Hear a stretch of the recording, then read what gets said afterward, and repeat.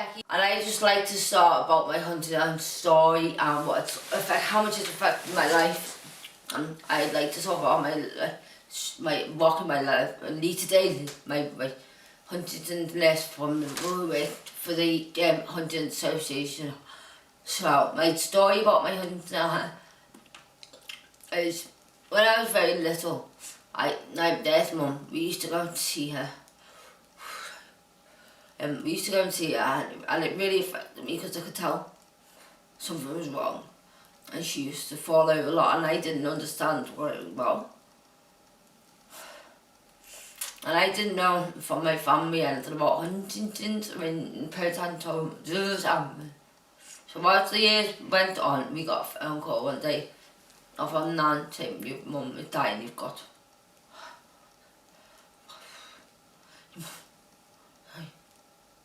"Oh, your mum is dying, you need to go and take her." I had a baby son at the time, he was about 2 years old, and his sister Sophie, and Nathan, our brother. So we all went straight to the hospital in Wellington, and we had to say goodbye. But it was like the most saddest, heartbreaking day. I can never forget my son, me, his nan. God, for the first time, and he was such a brave boy. He was so strong. With her, he held we put him on the bed, and then he was just so brave. And I'd always blame my mum, because I thought, as a kid, you don't understand why you've been adopted, you don't understand what happened. So when you get older, you kind of blame everyone around you, thinking you're being given all. And it's when you find out the truth that you wasn't given all. Like, your mum was really ill. Your mum was really ill. I felt it's weird to say I actually had this weird feeling. I was a very young child. How can you explain that something doesn't fit right in your brain? Very young child. That something doesn't feel right. And years later, I found out about my mum who said goodbye. I'm an amazing person, never pushed me ever to get tested. I was so scared. I've been told all about Huntington now, and I'd seen the doctor, been to the hospital about 3 times. But I was too scared to deal with it. I was terrified because it's a hell of a disease, and it can kill people as hell. So it's just so scary, and I always ran away from the tube. This tube team to get tested, and in the end, I did. At one point in my life when I felt strong enough, then in my part of the time, I was that down in life. I was living in a place. I felt happy and I felt strong enough in my life to get tested. And that's when my lovely, amazing rock Anita Daly came into my life. And I love her to bits. She's been my absolute rock through everything I've been through. She has. So I first met Anita when I first met Anita when she came out to see me. I was living with Thomas, my boyfriend, and she told me that something was happening in the hospital. She was putting the whole process what was happening.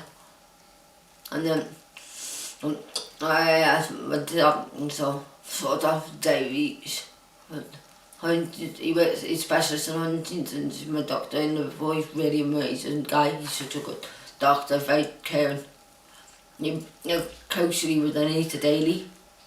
And then he said, as soon as I had to go up blood test in the hospital, Dr. Davies was very scared to tell me the truth what happened. I did have Huntington. Dr. Davies told me when you got 15 years. 15 years ago. Anita Daly.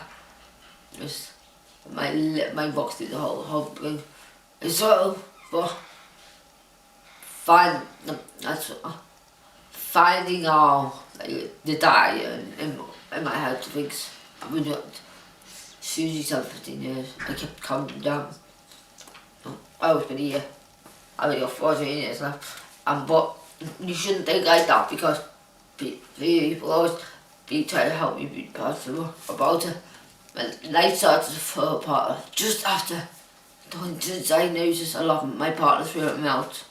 I started homeless on the street in Liverpool, and that was rock bottom. The really amazing Anita Daly fought for me. Saw me every step. She come to me in the white job centre, which is out the centre in Liverpool. She's come to see her everywhere. She was my rock. She fought. She was always by my side. And even though all the good times and she's bad times, she's been there. She's been amazing. I can't thank her enough. And so when I finally got off the street, I went to live into one living the place I was in before. Give me Anita Daly. It was amazing, unusual stuff. I love her. She helped me. She helped the staff where I was living, because nobody knows much more. Huntington is not very known disease. So she taught them all staff about it. And they were amazing. They all looked after me, took care of me. They got me on a nice disabled room downstairs because I struggled over the stairs. And Anita was my amazing rock. And she was just so caring. On the phone, she was always checking up with the staff to see how I'm doing. She was always video chatting.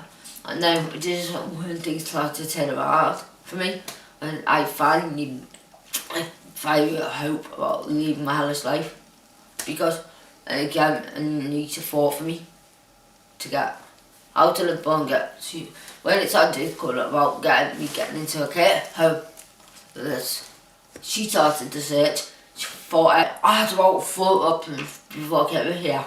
So now I really see right. As soon as I came here, I found the place. It's beautiful. More staff like my best friends. I've got a huge, massive relationship with some of all my beautiful family. Thank you. Thanks to my beautiful family. And thank you to my lovely Anita Daly. And son has been very well supported through the Huntington Society. He really struggled when he found out I'm dying because of it. So he got off account no support worker, James, who's been a great help and support to my dad and my son. Thank you.